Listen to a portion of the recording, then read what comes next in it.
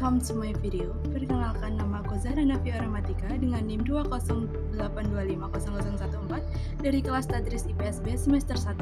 So, today I'll be talking about a social conflict that happened in Ponorogo related to a blocked residential access road, yaitu kasus jalan akses rumah yang ditembok sama warga sekitar sampai akhirnya bikin heboh masyarakat.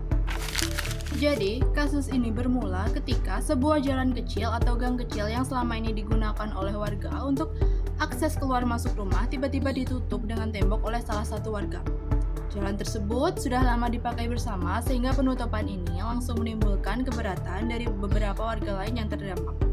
Nah, akibat dari penutupan tersebut, beberapa rumah mengalami kesulitan akses menuju jalan utama. Warga yang merasa dirugikan kemudian menyampaikan protes karena mereka menganggap jalan itu sebagai akses umum yang seharusnya tidak boleh ditutup sepihak. Konflik pun semakin memanas hingga akhirnya pemerintah desa dan aparat setempat turun tangan untuk melakukan mediasi. Jika dilihat lebih mendalam, konflik ini sebenarnya tidak hanya disebabkan oleh persoalan jalan semata. Berdasarkan keterangan warga sekitar, terdapat masalah pribadi yang sudah lama terjadi antara pihak yang menutup jalan dengan beberapa tetangganya. Nah, masalah tersebut bermula dari hal-hal kecil seperti perbedaan pendapat mengenai batas tanah, hak melintas, serta tidak saling percaya yang selalu terus dibiarkan tanpa penyelesaian.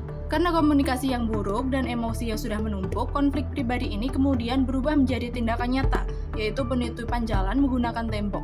Tindakan tersebut dianggap sebagai bentuk penegasan kepemilikan oleh salah satu pihak, namun di sisi lain justru itu menimbulkan rasa ketidakadilan bagi warga lain yang selama ini bergantung pada akses tersebut.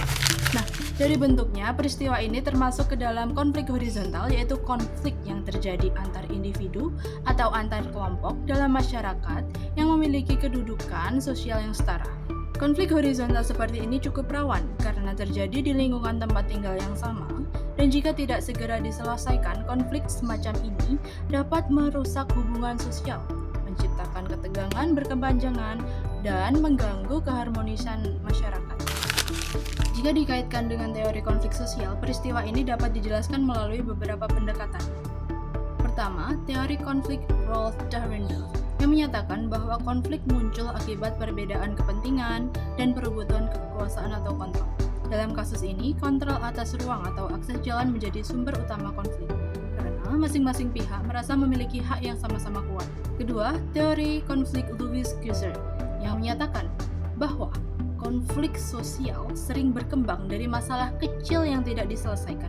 Konflik pribadi antar tetangga yang awalnya bersifat laten kemudian menjadi konflik terbuka karena tidak ada komunikasi dan penyelesaian yang efektif. Hal ini menunjukkan bahwa konflik sosial tidak muncul secara tiba-tiba, melainkan melalui proses panjang yang melibatkan faktor emosional dan sosial. Nah, konflik ini menimbulkan berbagai dampak bagi masyarakat sekitar. Aktivitas keluarga menjadi terganggu karena akses jalan terhambat, hubungan antar tetangga juga menjadi renggang, bahkan berpotensi menimbulkan konflik lanjutan. Selain itu, rasa aman dan nyaman dalam lingkungan tempat tinggal ikut menurun. Melalui kasus ini, kita dapat belajar bahwa konflik sosial seringkali berawal dari masalah kecil yang dibiarkan berlarut-larut. Komunikasi dan musyawarah menjadi kunci utama untuk menjaga keharmonisan dalam kehidupan bermasyarakat.